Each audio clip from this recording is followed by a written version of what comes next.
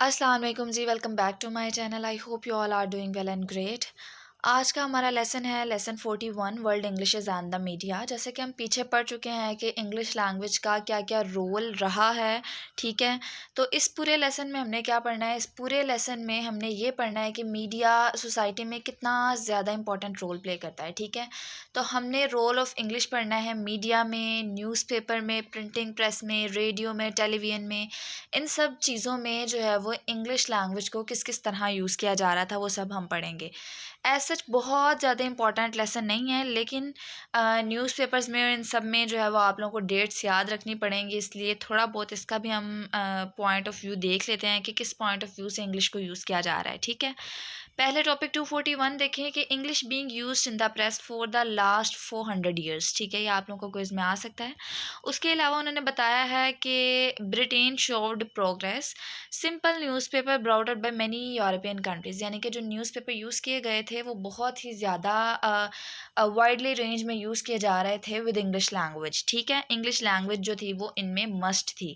उसके बाद 17th century में कुछ अर्ली डेवलपमेंट्स बताई गई हैं about newspaper. Some early newspaper provided general news information about shipping. अब उनमें हमारे पास कौन से बहुत ही ज़्यादा फेमस न्यूज़पेपर हैं, जैसे कि weekly news, the London gazette, Lloyd's news. इसी तरह अमेरिकन डेवलपमेंट्स में हमारे पास बोस्टन न्यूज़ लेटर है, आप लोग ये याद कर लीजिएगा। इसी तरह 18th सेंचुरी में ब्रिटिश डेवलपमेंट्स में कुछ न्यूज़पेपर्स बताए गए हैं, और इसी तरह उसके बाद 19th सेंचुरी की बात की गई है, उनमें यूज़ होने वाले न्यूज़पेपर जो कि काफ़ी ज़्यादा फेमस भी हुए थे, वाइडली यूज़ किए गए थे ओवरऑल द वर्ल्ड, आप कह सकते हैं, ठीक है। इसी तरह बताया गया है कि enhancement of the profile of English press. ये जो जो चीज़ें मैंने हाईलाइट की हैं, जस्ट आप लोग वो याद रखें। उसके बाद यहाँ बताया गया कि about 57% of the world's newspaper in 2002 were being published in the countries where English language है स्पेशल स्टेटस, ठीक है। इसी तरह पॉपुलैरिटी ऑफ इंग्लिश को अदर जनरेस में शो करवाया गया, जैसे कि फैशन मैगजीन्स भी मुतारिफ़ करवाए गए थे, कुछ पीरियोडिकल्स थे, लिटरेरी रिव्यूज़, स्कॉलरली जर्नल्स थे, ठीक है। तो इन सब में इंग्लिश लैंग्वेज जो थी वो यूज़ की जा रही थी, ठीक है। इसी तरह टॉपिक 242 का अगर मैं आप लोगों को उर्दू में कॉन्सेप्ट दूँ तो वो क्या होगा कि how advertising is helping in the spread of English, कि कैसे एडवर्टाइजिंग जो है वो हेल्पिंग कर रही थी इन द स्प्रेड ऑफ इंग्लिश। और साथ ही साथ एडवर्टाइजमेंट जो थी वो कमर्शियल प्रोडक्ट सर्विस के लिए थी, जिनमें इंग्लिश लैंग्वेज यूज़ की जा रही थी। इसी तरह न्यूज़पेपर में half of them are devoted to advertisement, जो कि इंग्लिश लैंग्वेज को ही जो है वो प्रमोट कर रहे थे। इसी तरह outdoor media is used for advertisement of international products, आप कह सकते हैं। जैसे कि हम बाहर देखते हैं कुछ बिलबोर्ड्स लगे होते हैं। आउटडोर मीडिया की अगर बात की जाए तो हम बाहर देखते हैं कुछ पोस्टर्स लगे होते हैं, कुछ बिलबोर्ड्स लगे होते हैं, ठीक है। तो इन सब में जो है वो इंग्लिश लैंग्वेज यूज़ की जाती थी इंटरनेशनल प्रोडक्ट्स के एडवर्टाइजमेंट के लिए, ठीक है। इन सब में जो है वो इंग्लिश लैंग्वेज यूज़ की जाती थी, ठीक है। तो इसका यही है, आप लोग इन्हें अपने वर्ड्स में भी लिख सकते हैं। इसी तरह टॉपिक 243 में देखा जाए तो role of English in broadcasting media आ जाता है, ठीक है। तो ब्रॉडकास्टिंग जो है वो असल में distribution of video and audio content है to the audience through any electronic commercial means. जैसे कि आप लोग इसके एग्जांपल ले सकते हैं टीवी एंड रेडियो वगैरह, ठीक है। टीवी और रेडियो के थ्रू होने वाली कोई ऐसी आप कह सकते हैं वीडियो को आवाम तक पहुंचाना, आम आवाम तक पहुंचाना जो है वो ब्रॉडकास्ट मीडिया के थ्रू किया जाता है, ठीक है। तो इसमें उन्होंने कुछ इंपॉर्टेंट चीज़ें बताई हैं, जैसे कि beginning of broadcasting, British broadcasting company was established in 1922। ये कुछ डेट्स हैं, आप लोग इन्हें याद रखिएगा, ठीक है। इसी तरह उन्होंने कुछ चैनल्स की बात की है, जैसे कि बीबीसी न्यूज़ जो कि पब्लिक टेलीविज़न है एक तरह से, एनबीसी न्यूज़ जैसे कि national broadcasting company began its service in 1939 the USA. ये डेट्स आप लोग याद रखिएगा, बहुत ही ज़्यादा इंपॉर्टेंट है, क्विज़ में ये बार बार रिपीट होती हैं, ठीक है। तो इस पूरे टॉपिक में सिर्फ यही बताया गया है, सिर्फ डेट्स हैं वो याद करनी है आप लोगों ने। टॉपिक 244 देखें। अब टॉपिक 244 में अगेन बताया गया है इंटरनेशनल ब्रॉडकास्टिंग। पहले क्या होता था कि कोई फ़िल्म इंट्रोड्यूस करवाई जा रही होती थी तो वो सिर्फ उसमें जो है वो आप कह लें कि सिंपल वीडियो चल रही होती थी, उसमें कोई लैंग्वेज नहीं यूज़ की जाती थी, ठीक है। लेकिन बाद में क्या हुआ कि उसमें इंग्लिश लैंग्वेज इंट्रोड्यूस करवाई गई थी, जो कि एक इंटरेस्टिंग फैक्ट था, ठीक है। तो उन्होंने बताया है कि international broadcasting was introduced in the 1920s, ठीक है। ये बहुत ज़्यादा इंपॉर्टेंट क्विज़ है, याद रखने वाला क्विज़ है, ठीक है।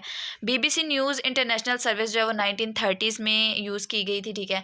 इंट्रोड्यूस करवाई गई थी। अब ये मस्ट है आप लोगों को, ये बीबीसी न्यूज़ का जो क्विज़ है इंपॉर्टेंट है, याद रखना पड़ेगा। सम टाइम आप लोग सीएसएस के एग्ज़ाम के लिए भी जाएँ तो आप लोगों से ये वाला क्विज़ पूछा जाता है, ठीक है। इसी तरह the international standing of BBC news increase during the second world war, ठीक है, तो ये इंपॉर्टेंट है। इसी तरह voice of America was introduced in 1942। मुझे जो इंपॉर्टेंट लगे मैंने उन्हें हाईलाइट किया। आप लोग एक दफ़ा पूरे पढ़ेंगे तो आप लोगों को भी पता चल जाएगा क्या क्या चीज़ें इंपॉर्टेंट है, तो आप लोग खुद भी पढ़िएगा, ठीक है। Many countries launched English language radio programs, जिनमें हमारे पास such as the Soviet Union, Italy, Japan, ये सब हमारे पास कंट्रीज आ जाएंगे, इनका भी आप लोगों ने याद रखना है। इसी तरह role of cinema in the spread of English. अब सिनेमा में क्या करवाया गया था, USA dominance over the film industry. अब यहाँ पर यूएसए डोमिनेंस की बात की गई है ओवर द फिल्म इंडस्ट्री, यानी कि जब यूरोपियन सिनेमा जो था during the world war one, वो उस टाइम में वर्ल्ड वार में बिज़ी था, ठीक है, वार में बिज़ी था, तो उसका जो है वो ग्रोथ थोड़ी स्लो हो रही थी। तो उस दौरान क्या हुआ था कि यूएसए की डोमिनेंस आ गई थी ओवर द फिल्म इंडस्ट्री, ठीक है। तो उन्होंने बताया the introduction of sounds to films, यानी कि जो फिल्म्स इंट्रोड्यूस करवाई गई थी उनमें साउंड इंट्रोड्यूस करवाया गया था जो कि इंग्लिश लैंग्वेज में था। इसी तरह उन्होंने बताया कि out of 44 Studios listed 32 were American और ब्रिटिश, ठीक है। अगर हम 44 स्टूडियोज़ की बात करें तो उनमें से 32 जो थे वो अमेरिकन और ब्रिटिश थे। इसी तरह out of 2466 artist listed, only 85 made voices in language other than English, ठीक है। तो ये बताया गया। इसी तरह out of 340 directors 318 made films only in English language. Important long question भी है और शॉर्ट क्वेश्चन भी है, आप लोगों को ये याद करना पड़ेगा। इसी तरह बताया गया कि English as the domination language of film में भी जो है वो हॉलीवुड एमिंग, यानी कि बहुत सी ऐसी नॉन नेटिव कंट्रीज़ थी, non native English speaking countries जो थी, उन्होंने भी इंग्लिश लैंग्वेज में कुछ मूवीज़ बनाई थी, जैसे कि टाइटैनिक, स्टार वार्स, ये हॉलीवुड की मूवीज़ थी। इसी तरह फिल्म्स की बात की गई है, the USA control about 85% of the world film market, ठीक है। तो ये आप लोग को याद करना पड़ेगा, बहुत ही ज़्यादा इंपॉर्टेंट एमसीक्यूज़ है। Role of music in the spread of English, कुछ ऐसे लोग थे जिन्होंने फर्स्ट टाइम इंग्लिश लैंग्वेज को म्यूज़िक पर सुना था, तो वहाँ से भी उनका इंटरेस्ट डेवलप हुआ था, ठीक है। तो ये भी उसके बारे में ही बताया गया है। Variety of English in the popular media इतना इंपॉर्टेंट नहीं है, आप लोग इसे एक दफ़ा जस्ट पढ़िएगा। इस पूरे लेसन में जस्ट ये बताया गया था।